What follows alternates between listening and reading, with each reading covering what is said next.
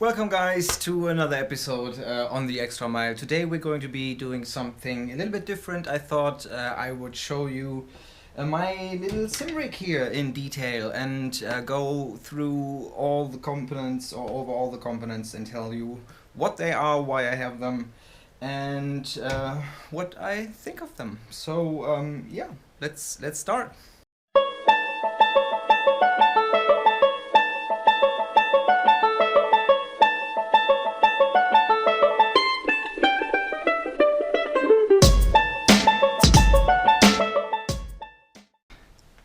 So, I thought we would maybe start at the front.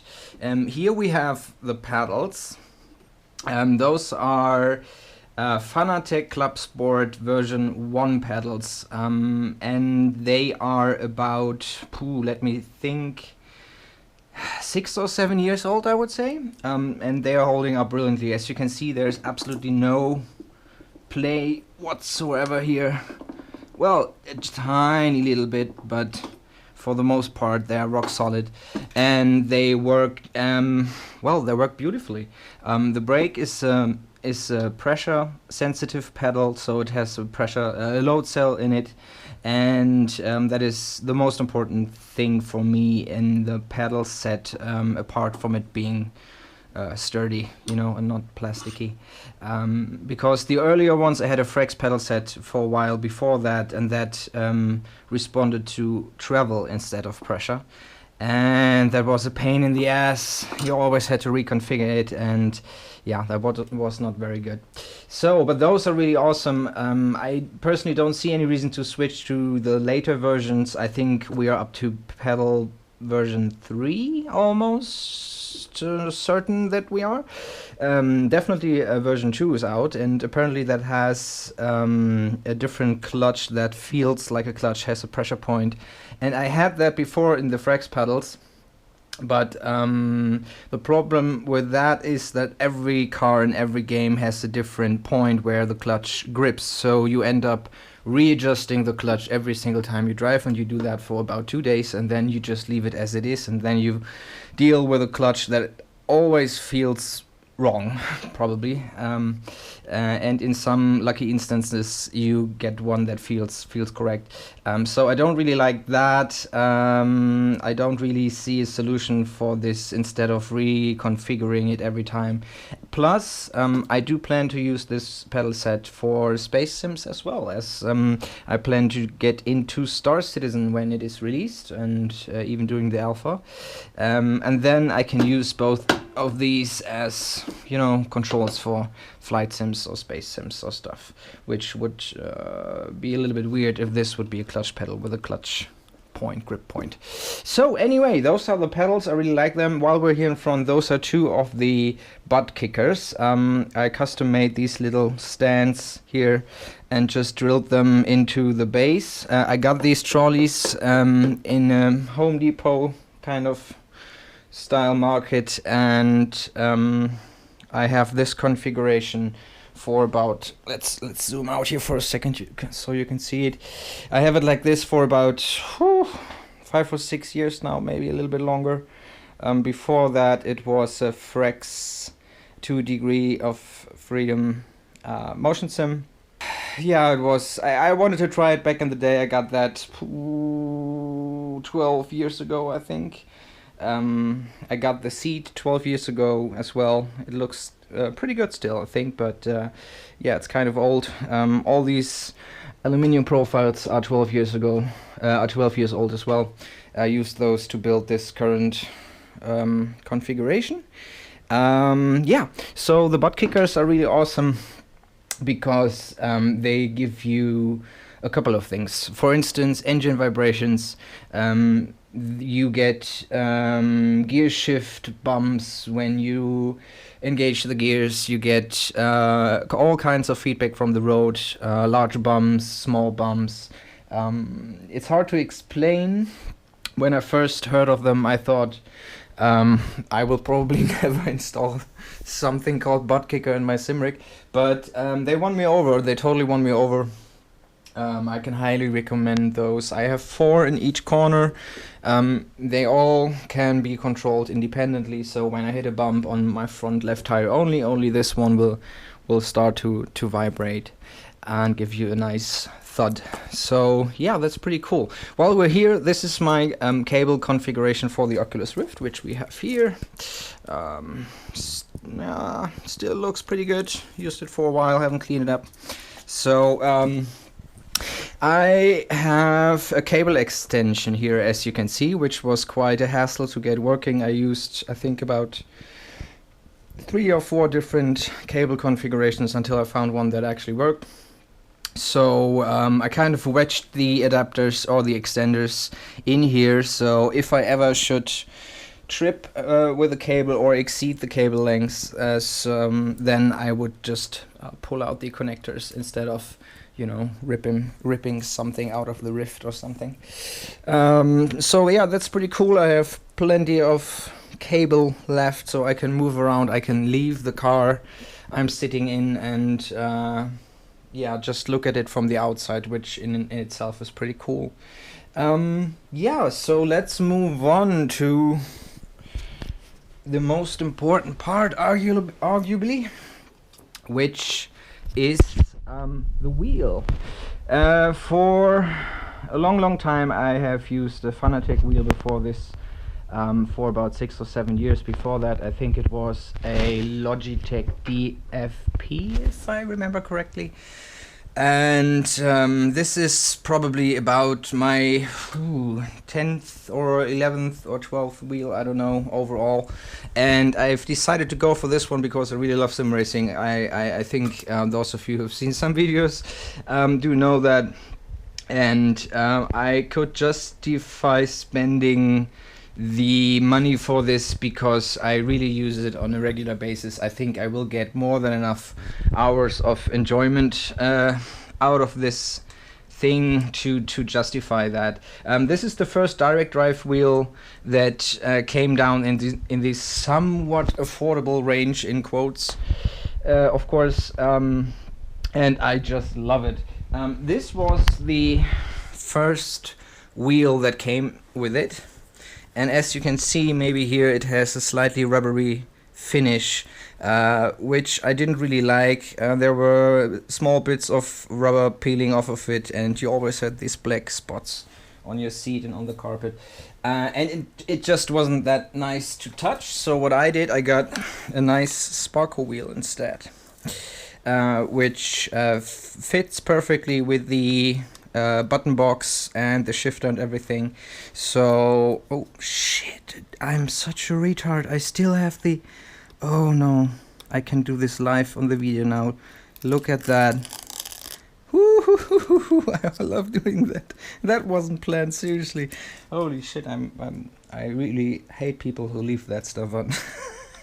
Okay, anyway, I got a nice sparkle wheel to replace that after maybe 2 months or 3 months of use of this one, and I'm really very happy that I did that. If you install it, you get this satisfying little thud, which never gets old.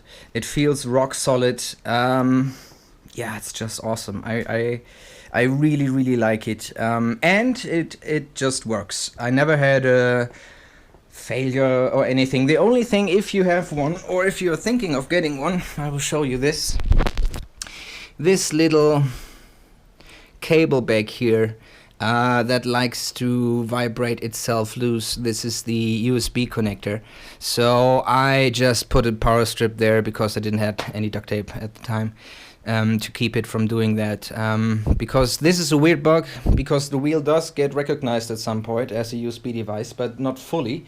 So you find yourself hearing it activating when you switch it on. It does its thing, but you can't use it in a game, and then you're wondering, oh my god, what the fuck is happening? And yeah, that's this connection back here.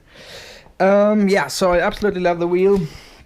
I can highly recommend you to get one of those, and I mean direct drive wheels. They truly offer a whole new dimension. This actually feels like a car wheel to some degree, you know, depending on the game or simulation you're driving. Anyway, let's continue with the shifter. This is my, let me think, I don't know, probably 6th or 7th shifter overall. Before that I had the Fanatec Clubsport shifter, which was pretty sweet as well, but that kept bugging out on me and kept failing. So I did some more research. I haven't cleaned that in a while. Did some more research, and some user of this particular one said that you can just you can abuse the shit out of it basically, and it won't stop working. And you can shift it smoothly. It feels pretty good. I think I had other shifters that felt a little bit better even maybe, but this one works, and that's awesome. And you can really shift it hard if you want, which I love. It's rock solid. Yeah, this is pretty much the best shifter overall that I have used so far, mainly because it refuses to stop working, and yeah, it's pretty sweet. The next part is the, I hope you can see that here, is the Handbrake, the Fanatec Clubsport Handbrake. I have a really crappy mount here, which I fabricated. Those were literally the only parts that I could somehow screw and bolt together to make this thing fit, and it's pretty wobbly and not very solid, and I have to fix it somehow. But yeah, other than that, it's pretty sweet. It feels pretty sturdy. You get a nice strong feel of the spring when you move it. It's not too light. I really like it, and it's awesome to use a handbrake in a game. If you are in a car that likes that kind of stuff, like an all-wheel drive rally car or something. So yeah, that is the seat, a Sparker seat. I got that for 50 euros, I think, back in, wow, somewhere around 2003, I think it was. It still looks pretty damn good, I think, for its age, and it's pretty comfortable as well. Yeah, that's pretty much everything. I always loved to, or I always dreamed of getting G-Forces into this rig, which was the initial reason why I got the Frex motion sim back in the day. But motion seats, especially those that move the seat independent from the pedals and wheels, just don't really work for me, I think. But there's tech on the horizon that probably will bring those dreams to life. I'm thinking of the Entrim 4D headset that was presented by Samsung, I believe it was in March. And that is a headset that can stimulate nerves in your inner ear, which is called, I think, galvanic vestibular stimulation or something. Too long didn't read. It makes you feel G-forces that aren't there, so you can actually feel a car accelerating and braking and cornering forces. You can feel rotation and all that kind of stuff in theory. So yeah, I hope that that technology will come online sometime soon. That would be awesome. Last but not least, we should go over the PC for a little bit at least. I've built that thing myself. This is an Asus X99 board. What was it called? Sabertooth, I think.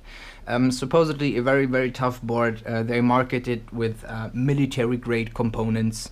Little did I know that it has some slow boot issues and some USB issues, but with the latest BIOS update, it runs pretty damn stable and pretty sweet. We have an i7 5930K processor on there, a 6-core processor.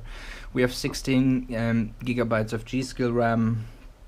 That runs on 3333 megahertz. We have the 1080 GTX Extreme Gaming. You can see that nice logo glowing there. We have the Kingston Predator SSD, where we have our operating system on and where we record on, and we have a Soundblaster Live X, I think, or Soundblaster X. I'm not quite sure what it's called actually. It's not that expensive, but it sounds pretty good. Other than that, it's pretty much empty, pretty much focused on what I need, and it runs very stable and very smooth, and I love it. So yeah, that's pretty much it. This is my Simrig. I hope you like this little tour of it, and of course there we have Its Holiness, the patron saint of fast drivers, Mr. Stick. He's hanging there for, I don't know, couple of years as well, 4 or 5 I think, maybe 6. So yeah, this is it. I hope you like this little tour, guys. I will now set up everything to record some Assetto Corsa. Yeah, see you in the next videos, guys. Bye bye.